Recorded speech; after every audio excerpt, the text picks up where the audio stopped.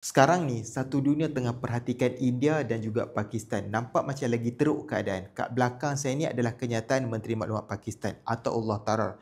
Kenapa India marah sangat dengan Pakistan? Pada 22 April yang lalu, satu insiden tragis berlaku di Pahalgam, Kashmir. Seramai 26 orang pelancong telah pergi buat selama-lamanya. India mendakwa kumpulan yang disokong Pakistan bertanggungjawab atas kejadian ini. Pakistan pula menafikan sekeras-kerasnya. Sejak itu hubungan dua negara nuklear ini semakin tegang. India tutup sempadan, gantung visa dan hentikan perjanjian air Indus. Pakistan pula menutup ruang udara untuk penerbangan India dan bersedia untuk bertindak balas. Petani di Pakistan pula mula risau kerana sungai Indus yang jadi nadi pertanian semakin surut kerana disekat airnya oleh India. Kedua-dua negara ni dalam mood berjaga-jaga. Kita doakan agar ketegangan ini reda dan berakhir. Jangan lupa follow saya untuk dapatkan info yang terkini.